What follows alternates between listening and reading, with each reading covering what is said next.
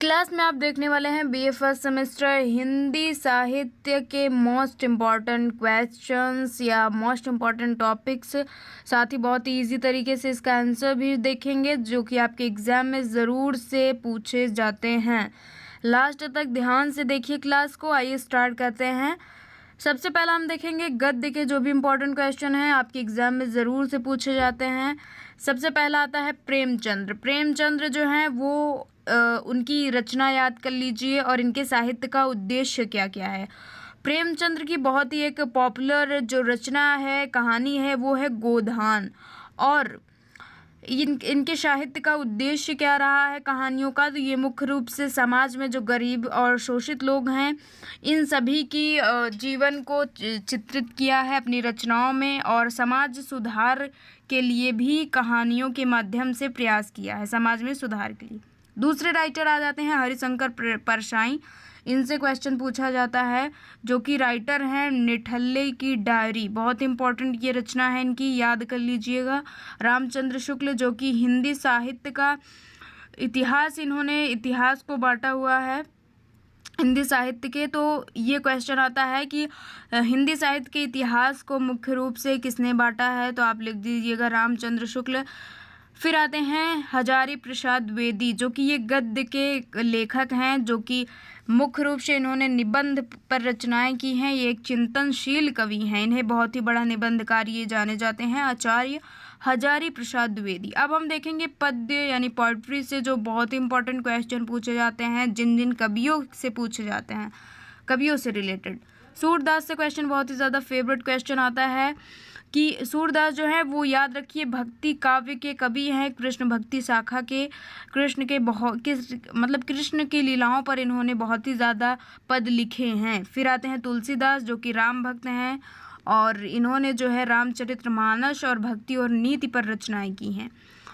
कबीरदास जो है वो निर्गुण भक्ति शाखा, जिन्होंने वो कहते हैं कि ये मूर्ति पूजन का विरोध करते हैं, समाज सुधारक के रूप में कार्य करते हैं। ये भगवान को निर्गुण मानते हैं, ये किसी मूर्ति रामकृष्ण को नहीं मानते, ये मानते हैं कि भगवान जो हैं वो सर्वव्यापक हैं, उनका कोई आकार नहीं है, वो उनमें कोई गुण नहीं है।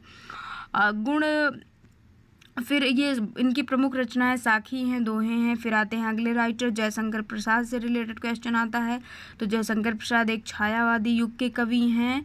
फिर आता है महादेवी वर्मा, ये एक संवेदनशीलता और स्त्री वेदना की बहुत ही बड़ी राइटर हैं। स्त्रियों पर मुख्य रूप से इन्होंने स्त्रियों के संघर्ष के बारे में चर्चाएं की हैं।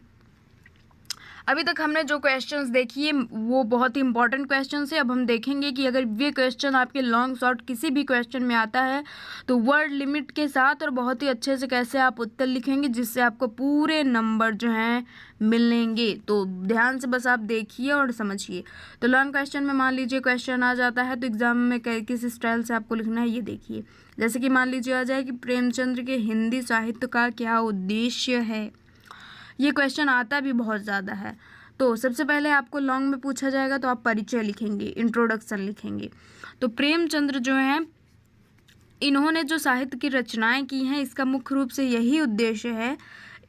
प्रेमचंद्र को उपन्यास का सम्राट कहा जाता है, ये बहुत बड़े उपन्यासकार हैं प्रेमचंद्र। उनका साहित्य यथार्थवाद पर आधारित है।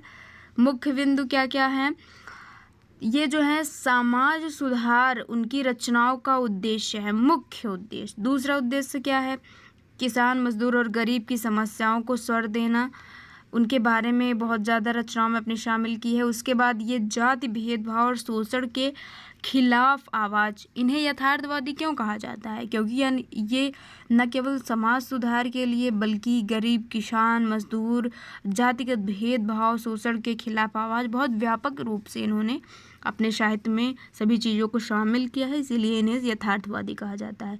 चौथा पॉइंट याद कर लीजिए कि इनकी साहित्य रचना जो है वो नैतिकता और मानवीय मूल्यों और राष्ट्रीय चेतना पर, राष्ट्रीयता पर जोर दिया है इन्होंने। फिर आता है साहित्य को केवल मनोरंजन नहीं बल्कि समाज में परिवर्तन का साधन मानते हैं। ये चाहते हैं कि इनके साहित्य को लोग पढ़ें और समाज में कुरीतियों को हटाएं, समाज में सुधार लाएं, एक नए जो है समाज का निर्माण हो। तो इस तरह से आप इंट्रो लिखिएगा, कुछ उद्देश्य जो पूछा गया है लिखने के बाद सबसे लास्ट में लॉन्ग में आप निष्कर्ष लिख दीजिएगा। लॉन्ग क्वेश्चन है तो उसमें आप लिख दीजिए कि प्रेमचंद्र का साहित्य जो है समाज का दर्पण सिद्धांत को प्रत्यक्ष रूप से प्रस्तुत करता है। क्वेश्चन ऐसा भी पूछा जा सकता है कि प्रेमचंद्र की रचनाओं को समाज का दर्पण क्यों कहा जाता है। तो अगर आप ये आंसर लिख देंगे तो आपका क्वेश्चन जो है वो कंप्लीट हो जाएगा। सेकंड इम्पॉर्टेंट क्वेश्चन आता है सूरदास की भक्ति काव्य विशेषता। ये इससे भी रिलेटेड क्वेश्चन बहुत ही ज़्यादा पूछा जाता है, तो देख लीजिए सूरदास की भक्ति काव्य की क्या विशेषताएं हैं। सबसे पहले आप परिचय लिखेंगे। सूरदास चूँकि कृष्ण भक्ति धारा के महान कवि थे, तो सबसे पहले यही लिख दीजिएगा। उसके बाद इनकी काव्य की क्या क्या विशेषता है ये आपको लिखना है। 5 पॉइंट्स याद कर लीजिए, 5 बिंदु मुख्य जो कि आपको एग्जाम में लिखने हैं। ये जो है वात्सल्य रस की प्रधानता, लीला और बाल्य क्रीड़ा का चित्रण, भाषा इनकी जो है वो सरल, मधुर और संगीतात्मक है। चौथा भक्ति के साथ मानवीय संवेदना। 5वां ब्रज भाषा का सुंदर प्रयोग किया है सूरदास ने। फिर आप निष्कर्ष लिख दीजिएगा तो सूरदास का काव्य भक्ति और कला का अद्भुत संगम है। अब देखते हैं क्वेश्चन नंबर 3 जो कि पूछा जाएगा कि कबीर के काव्य की विशेषता। इंपॉर्टेंट क्वेश्चंस बता रहे हैं, ध्यान से देख लीजिए। तो सबसे पहले आप परिचय लिखेंगे कि कबीर जो है वो निर्गुण भक्ति धारा के संत या कवि थे। कबीर जी जो है मुख्य बिंदु क्या क्या याद कर लिए, इनकी विशेषता क्या है। ये जो है साधन निर्गुण निराकार परमात्मा को मानते हैं। रामकृष्ण को ये भगवान को जो है वो निराकार मानते हैं। मूर्ति पूजन का ये विरोध करते हैं। भाषा इनकी जो है वो साखी शब्द और दोहा। और फिर आता है कि एक उद्देश्य जो है इनका सामाजिक कुरीतियों और अंधविश्वास का प्रहार। चौथा हिंदू मुस्लिम एकता का संदेश देता है। इनका काव्य रचना जो है। 5वां सहज और सीधी भाषा का प्रयोग किया है अपनी रचनाओं में। उसके बाद आता है निष्कर्ष। तो कबीर जो है वो काव्य सामाजिक और आध्यात्मिक क्रांति का दस्तावेज है। इसके बाद शॉर्ट टाइप क्वेश्चंस जो बहुत ही ज़्यादा आपके एग्जाम में इन टॉपिक से पूछे जाते हैं वो आता है। पहला क्वेश्चन जो है प्रेमचंद्र को उपन्यास सम्राट क्यों कहा जाता है। तो क्योंकि इन्होंने गोदान गबन सेवा सदन जैसे यथार्थवादी उपन्यासों द्वारा समाज की समस्याओं को स्वर दिया, इसीलिए प्रेमचंद्र को उपन्यास का सम्राट कहा जाता है।